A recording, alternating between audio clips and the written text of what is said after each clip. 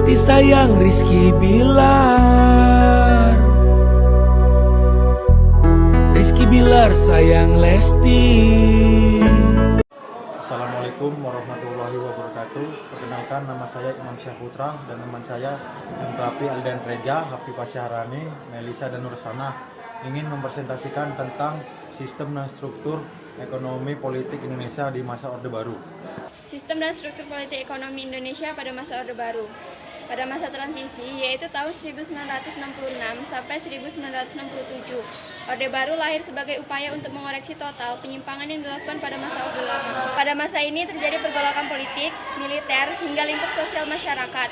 Hal ini terbukti ketika para mahasiswa Jakarta membentuk organisasi federasi bernama Kesatuan Aksi Mahasiswa Indonesia.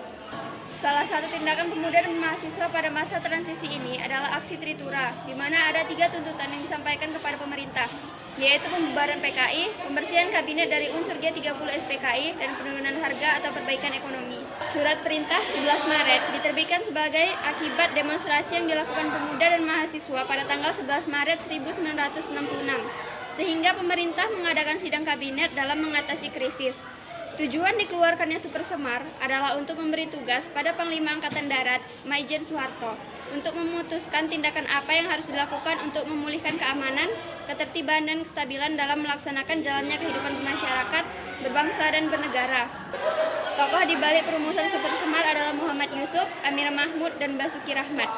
Super Semar membuat Soeharto memiliki kuasa sebagai pelaksana pemerintahan, sementara Soekarno sebagai pimpinan pemerintahan. Hal ini menimbulkan dualisme kepemimpinan yang akhirnya menyebabkan pertentangan politik di kalangan masyarakat. Demi menjaga keutuhan bangsa, Soekarno menyerahkan kekuasaan pemerintahan kepada Jenderal Soeharto. B. Stabilisasi politik dan rehabilitasi ekonomi. Terbentuknya pemerintahan Orde Baru yang diawali dengan keputusan Sidang Istimewa MPRS tanggal 12 Maret 1997 menetapkan Jenderal Soeharto sebagai pejabat presiden pada tanggal 27 Maret 1968. MPRS mengukuhkannya sebagai presiden penuh menjalankan kebijakan-kebijakan politik dan ekonomi yang telah ditetapkan oleh sidang MPRS tahun-tahun sebelumnya, seperti stabilisasi politik keamanan, stabilisasi ekonomi, dan pemilihan umum. Tujuan dilakukannya rehabilitasi dan stabilisasi tersebut agar dilakukannya pembangunan ekonomi bagi kesejahteraan rakyat Indonesia.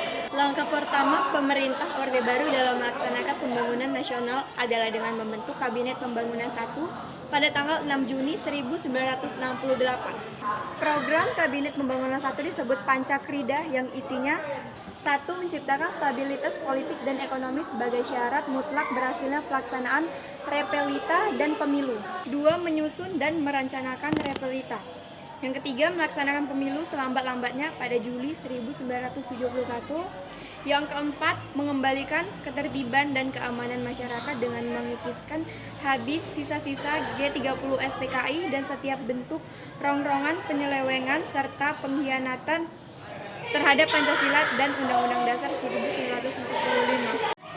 Yang kelima, melanjutkan penyempurnaan dan pembersihan secara menyeluruh aparatur negara baik di pusat maupun daerah dari unsur-unsur komunisme. Pemerintah Orde Baru berhasil melaksanakan pemilu sebanyak 6 kali yang diselenggarakan setiap 5 tahun sekali. Stabilisasi penyeragaman. Presiden Soeharto mengajukan nama Eka Prasetya Pancakarsa dengan maksud menegaskan bahwa penyusunan, pedoman, penghayatan, dan pengamalan Pancasila dipandang sebagai janji yang teguh, kuat, konsisten, dan tulus. Orsospol yang diseragamkan dalam arti harus mau menerima Pancasila sebagai satu-satunya asas partai dan organisasi, dikenal dengan sebutan asas tunggal. Penerapan dui fungsi ABRI. ABRI memiliki 2 fungsi, yaitu sebagai kekuatan militer Indonesia dan fungsinya dalam bidang politik. Nomor 23 tahun 1966 yang isinya antara lain mengharuskan diutamakannya masalah perbaikan ekonomi rakyat di atas segala soal-soal nasional yang lain. Dalam bidang pertanian, pemerintah menerapkan konsep revolusi hijau dengan meningkatkan produksi pertanian dan perkebunan. Pemerintah juga mendirikan Bulog, Badan Usaha Logistik. Sebagai badan pengadaan stok beras, pemerintah juga mengadakan penyuluhan pertanian lapangan atau PPL, yaitu untuk memperkenalkan teknologi pertanian kepada masyarakat. Pada bidang pendidikan, program dibagi menjadi beberapa pelita. Pada pelita 1, pemerintah memfokuskan pada pemberantasan buta huruf. Pada pelita 2, pemerintah melakukan usaha pemerataan pendidikan. Sedangkan pada pelita 5, pemerintah mulai merintis program wajib belajar 9 tahun. Assalamualaikum, saya Melisa dari Era Kartini, kelas 12 IPA 1 akan menjelaskan tentang integrasi Timor Timur. Adapun integrasi Timor Timur ke dalam wilayah Indonesia tidak terlepas dari situasi politik Indonesia pada saat itu, yaitu Perang Dingin, di mana konstelasi geopolitik terjadi pengaruh perebutan dua blok yang sedang bersaing, yaitu blok Barat dan blok Timur. Adapun blok Barat adalah Amerika Serikat dan blok Timur adalah Uni Soviet. Di Timor Timur juga muncul 3 partai besar yang memanfaatkan kebebasan yang diberikan oleh pemerintah Portugal. Nah, adapun partai-partai berikut adalah yang pertama União Democrática Timorense. Nah, partai ini ingin merdeka secara bertahap. Nah, yang kedua adalah Front Revolucionario de Timor-Leste Independent. Partai ini radikal dan ingin merdeka segera. Nah, yang terakhir adalah Asociação Popular Democrática Timorense. Partai ini lain lagi, partai ini malah ingin bergabung dengan Indonesia. Lalu, keterlibatan Indonesia secara langsung di Timor Timur terjadi setelah adanya permintaan dari para pendukung proklamasi Balibo, yang terdiri dari UDT, Apodeti, Kota, dan Trabalista.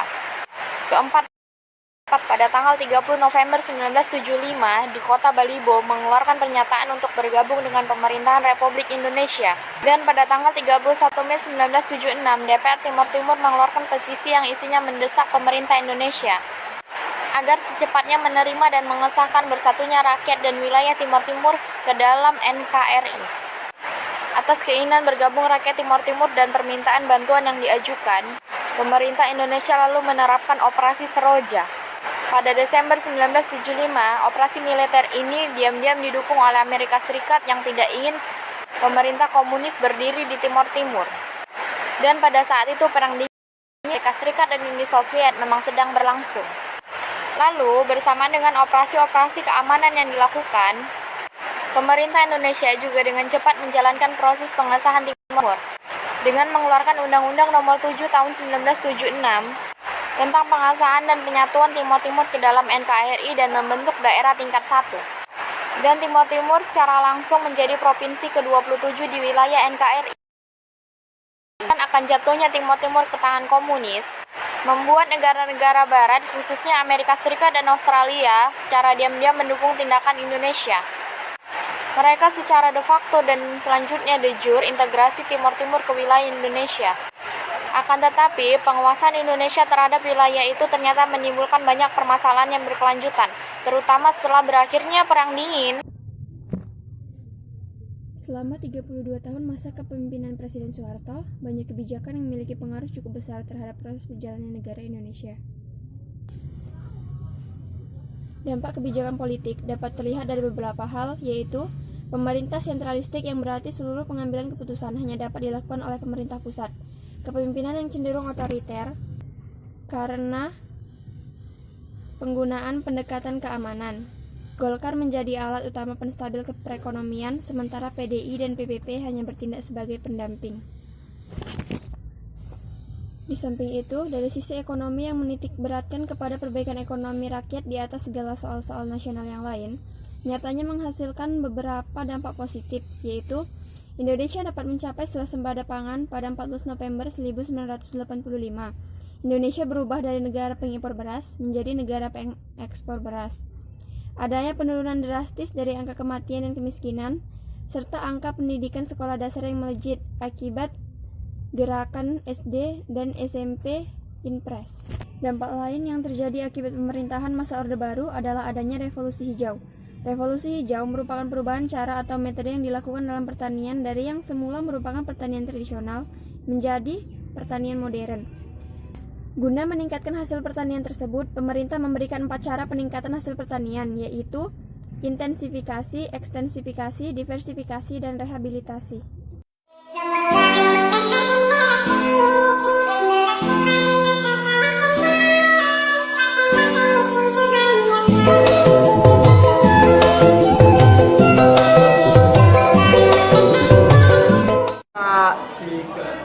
Demikian yang dapat kami sampaikan. Apabila ada kesalahan kata kami sekelompok, mohon maaf. Kami ucapkan Assalamualaikum warahmatullahi wabarakatuh. Terima kasih.